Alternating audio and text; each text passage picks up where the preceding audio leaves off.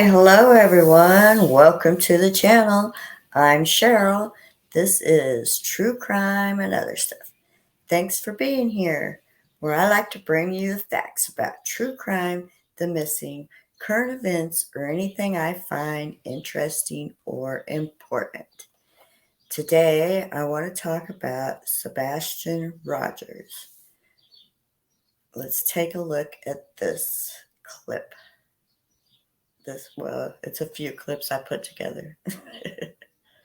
Because if you look, he's got chocolate milk on his face because he didn't wipe it off at breakfast. Now, I want to show you the image. This was taken at a North Carolina rest stop in the Blue Ridge Mountains.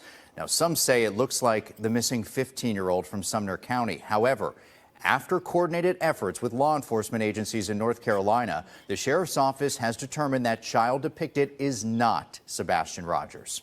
Sebastion was reported missing from his Hendersonville home February 26th, and so far there's been no evidence of foul play connected to his disappearance. Very rocky path. First of all, let me just get this out of the way. This is a yes/no, Kendall Schewel.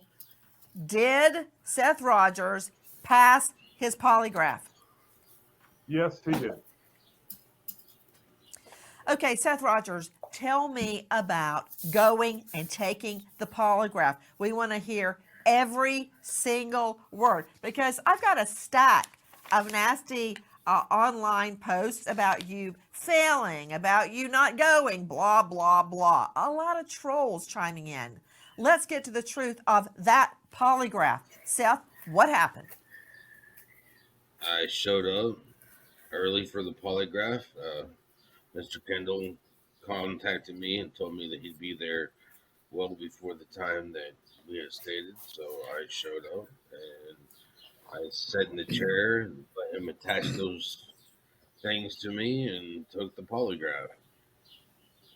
Have you ever had a polygraph before? No, ma'am.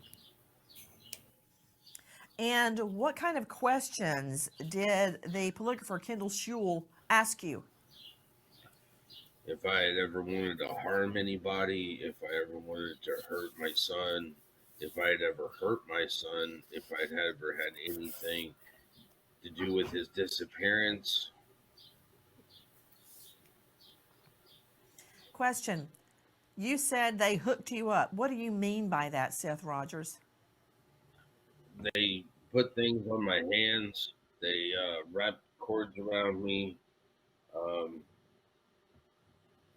They had a blood pressure cuff on me to measure my blood pressure, measure my heart rate, my breathing rate, things like that.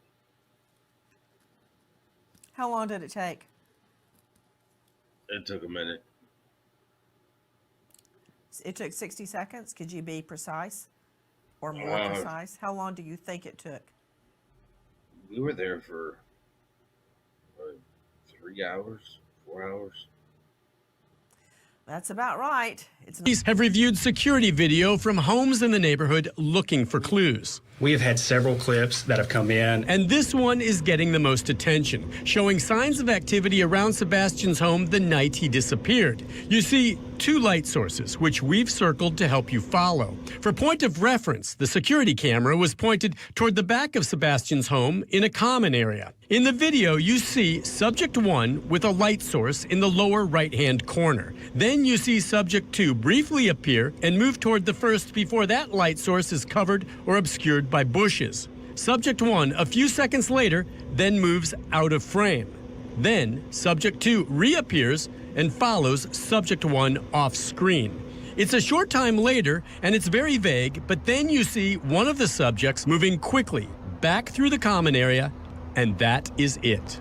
I know there's not much to see here. You certainly cannot identify anyone, but those close to the investigation tell me the mere fact that there is now evidence that someone is in the area around Sebastion's home is significant. This video shows suspicious activity in the immediate area the night Sebastion disappeared. Could one of these subjects have been Sebastion?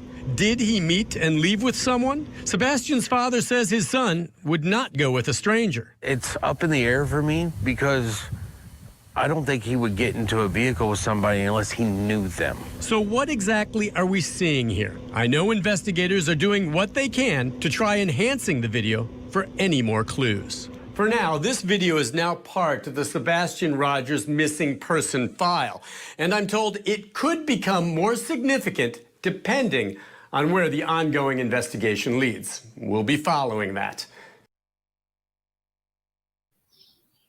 Okay, I have a video I want to look at, which is Josh from the lab has a phone call where the stepfather is just a total maniac.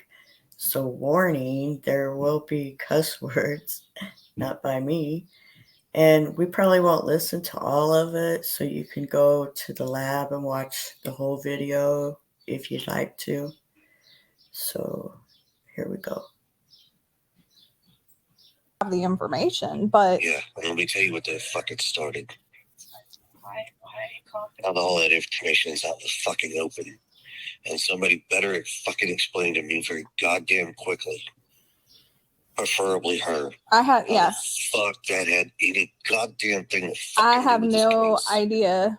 Yeah, because I'm gonna because tell I you don't know what was that said. bitch better Poor find a way Sebastion. to stop it. Where's it at? Fucking nothing. It's everywhere, all over the fucking internet. That people have released on these stupid ass shows and all these fucking Facebook things. Okay. It was never out there until that bitch opened her fucking mouth. Okay. Well, I haven't been looking at it today or really yesterday, so I don't know what's out there. I'm I'll have to look telling for it. you, I'm being very polite as I can possibly be to her. Mm-hmm.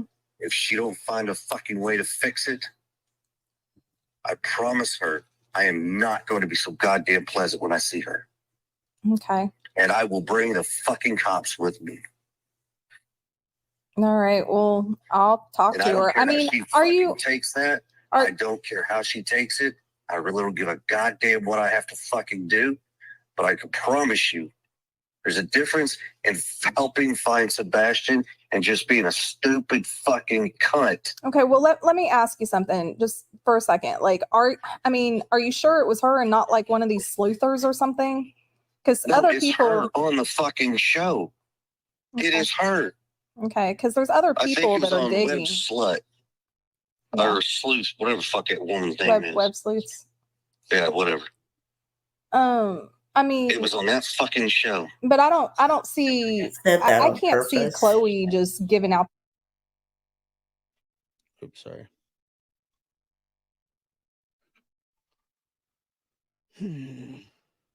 What the fuck it started. Insinuated she had the information. I mean, we do have the information, but Yeah, let me tell you what the fuck it's. I got thinking about this the other night when you and I talked. And you said you don't want to sound like a liar or anything. You're right, you don't. And that's great. But now you got information out there that actually has absolutely fucking zero to do with anything. So there's no clues. There's nothing up to what y'all have released. right.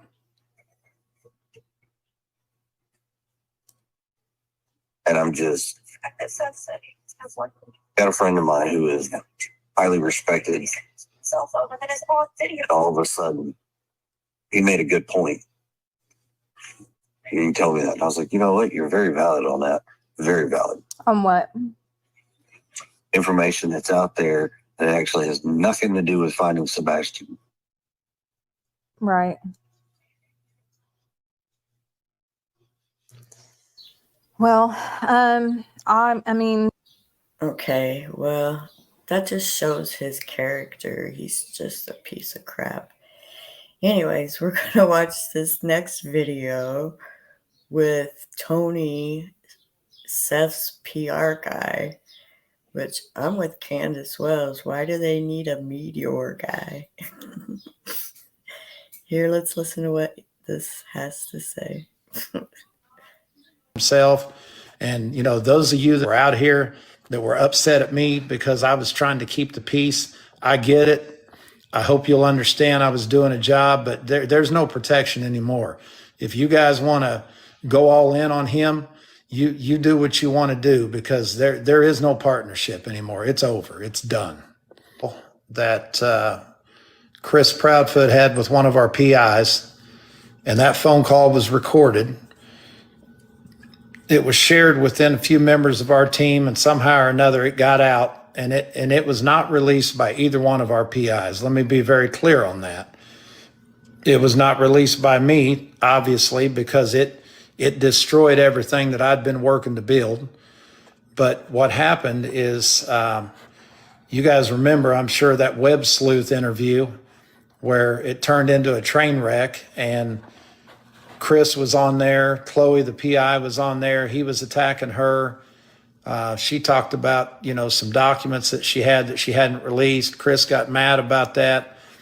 He was on the phone with Heather, our PI, and he was calling Chloe everything but a white woman. And I mean, he was disgusting towards her. He threatened Seth on that phone call. And it's just been too much. I mean, calling and pranking people while there's a child that's missing, and then, acting like just essentially making fun of an autistic child. I mean, it's just, one thing after the next, after the next, after the next. And there's just not, there's no more partnership, and there's not going to be. It's, we're going to do our thing with Seth, and they can do their thing. And if they want to shoot arrows, then that's fine. But we're not going to sit here and take arrows anymore and not shoot them back. We've had it. We're done. Seth's done. I checked with him 3 times today to make sure that this is where he was at, and this is 100% where he's at, and we're not going back. So it's over with that whole partnership routine.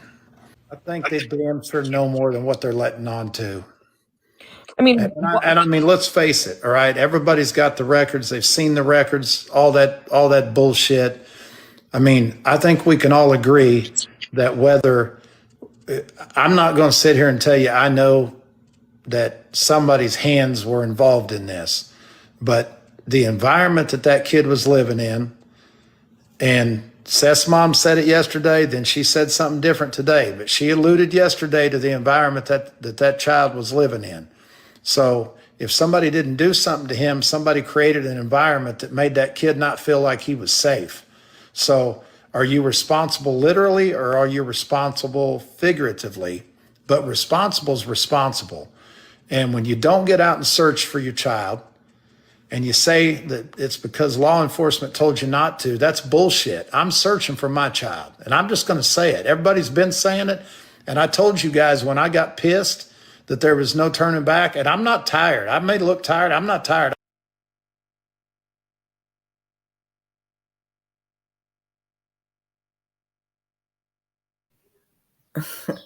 Okay, I'm done with that. I don't know what channel this is. Sorry.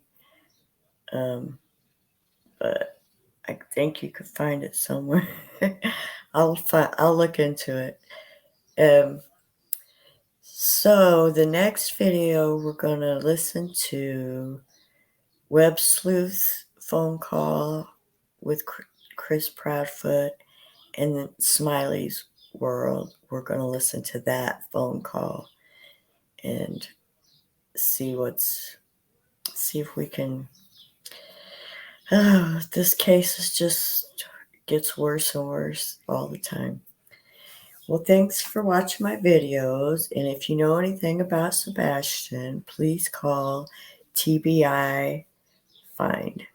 Thank you, and have a blessed day.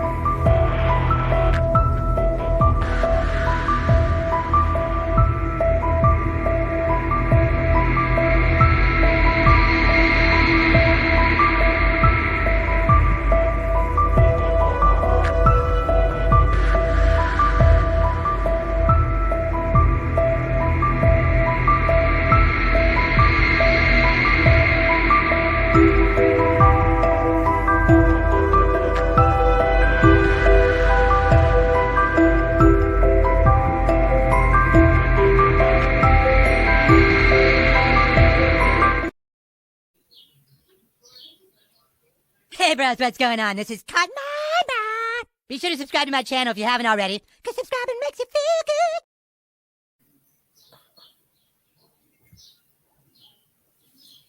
feel good. Thanks for watching my videos and have a good one. Bye. Peace.